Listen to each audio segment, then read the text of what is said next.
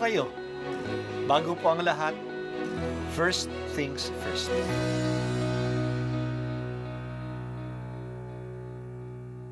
Good morning po. Sinisimulan po natin ngayon ang first things first. At dito po, tinatalakay natin sa unang bahagi ng umaga natin ay ang first readings na binabasa po sa banal na misa.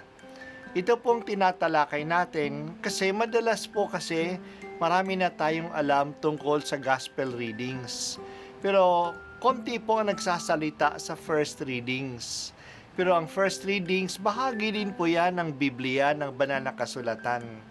Kaya susubaybayan po natin ang mga first readings, basahin po natin at kuminsan kailangan ng basahin ng 2 o 3 beses bago maintindihan kasi hindi po tayo familiar sa mga istorya at sa mga kaisipan na tinatalakay dito. Ang pagbasa mula sa aklat ng mga kawikaan. Ang lahat ng salita ng Diyos ay mapananaligan at siya ang kanlungan ng mga nananalig sa Kanya. Huwag mong daragdagan ang Kanyang salita, pagkat pagsasabihan Kanya na isang sinungaling. Diyos ko, may hihilingin akong 2 bagay bago ako mamatay. Huwag akong bayaang maging sinungaling. Huwag mo akong payamanin o paghirapin. Sapat na pagkain lamang ang ibigay mo sa akin.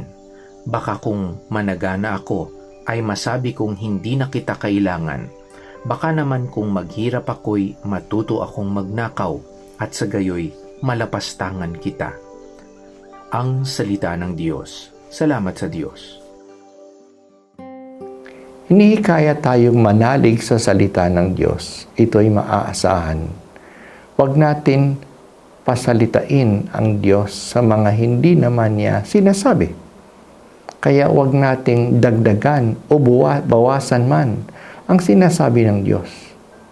Ang dapat lang natin gawin ay unawain ito at tuparin. May isang kahilingang dapat nating pansinin.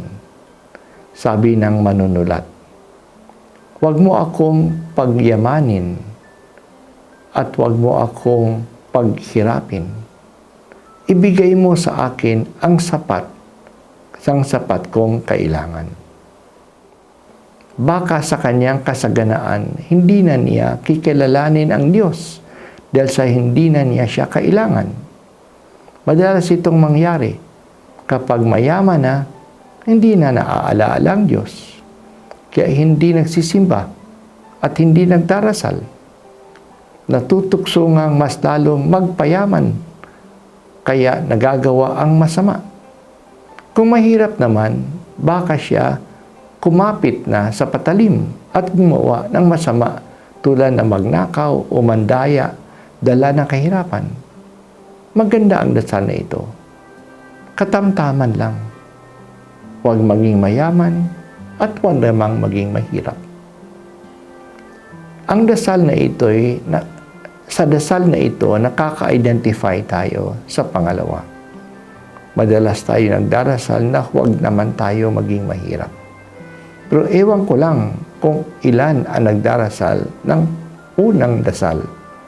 Huwag mo akong pagyamanin. Pero tama naman ang dasal na ito. Hindi lang tayo napapasama dahil sa kahirapan. Napapasama din tayo ng kayamanan. Hindi ba natin naalaala ang sinabi ni Jesus na mahirap makapasok sa langit ang mayaman? Halos imposible nga, tulad ng imposible na ang kamelo ay makapasok sa butas ng karayom. Dahil sa marami siyang dala-dala at pinagkakaabalahan, madalas makalimot ang mayaman sa Diyos. Mas umaasa na siya sa kanyang yaman kaysa sa Diyos. Naging manhid na siya sa pangangailangan ng iba. Hinihiwalay na niya ang kanyang sarili sa iba. Nakikita natin ito sa mga bahay na sa mga gated subdivisions, mga bahay sa mga condominium, ang tataas ng rehas, maraming security guards at CCTV. Hindi basta-basta makapasok doon.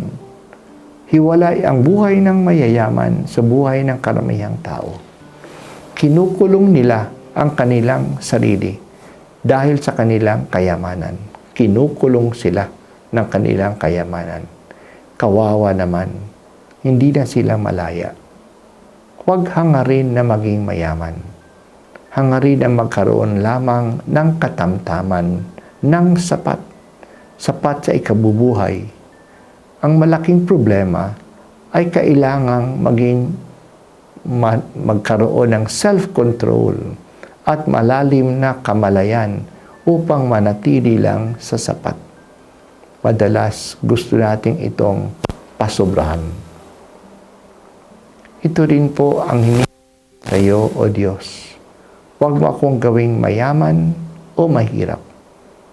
Tinatanggap ko po ang iyong salita na siyang tanglaw sa buhay ko upang ako ay patnubayan mo araw-araw.